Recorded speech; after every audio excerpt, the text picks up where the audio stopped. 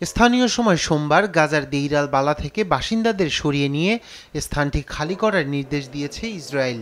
এতে করে বিপাকে পড়েছে আল আকসা হাসপাতালে থাকা রোগীরা। তাদের সরিয়ে নিতে বেগ পেতে হচ্ছে স্বজন ও হাসপাতাল কর্তৃপক্ষকে।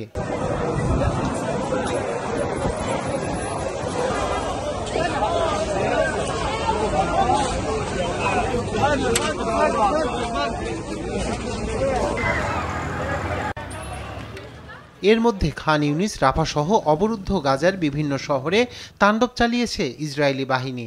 তাদের হামলায় প্রতিনিয়তই দীর্ঘ হচ্ছে মৃত্যুর মিছিল। গেল বছর অক্টোবরে শুরু হওয়া আগ্রাসনে এখন পর্যন্ত মৃত্যুর সংখ্যা 40,300 ছাড়িয়েছে বলে জানিয়েছে ফিলিস্তিনি স্বাস্থ্য মন্ত্রণালয়।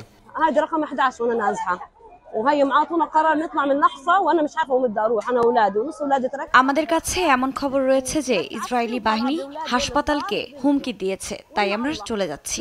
কেউ পিছিয়ে নেই। আমি শেষ পর্যন্ত অপেক্ষা করেছিলাম, কিন্তু কেউ আমার আশপাশে নেই, তাই চলে যেতে বাধ্য হচ্ছি।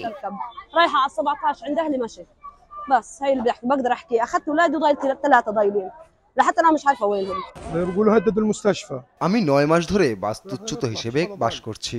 এই 9 মাসে আমি একাধিকবার বাস্তুচ্যুত হয়েছি। শেষ দেইর আল বালাহার আল আকসার হাসপাতালটি ছিল আমার শেষ আশ্রয়স্থল। এখন জানি না কোথায় ঠাঁই মিলবে। এদিকে চলমান ইসরায়েলি আগ্রাসনের মধ্যেই স্থানীয় সময় রোববার মিশরের কায়রোতে কোনো চুক্তিতে পৌঁছানো ছাড়াই শেষ হয়েছে ইসরায়েল ও হামাসের মধ্যকার আলোচনা।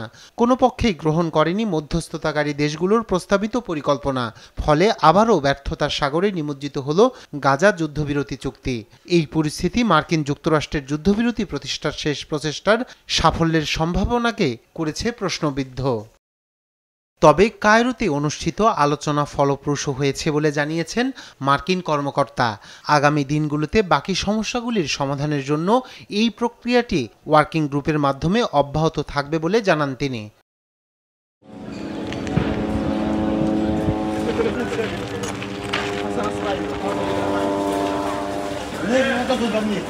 যুক্তরাষ্ট্রই একমাত্র দেশ যারা এখনও এই যুদ্ধবিরতির সাফল্যের আশা করছে। গাজায় রক্তক্ষয়ী যুদ্ধের অবসান ঘটানোর জন্য কয়েক মাস ধরে প্রচেষ্টা সত্ত্বেও ইসরায়েল ও হামাসের মধ্যে যুদ্ধবিরতি আলোচনায় কোনো অগ্রগতি হয়নি।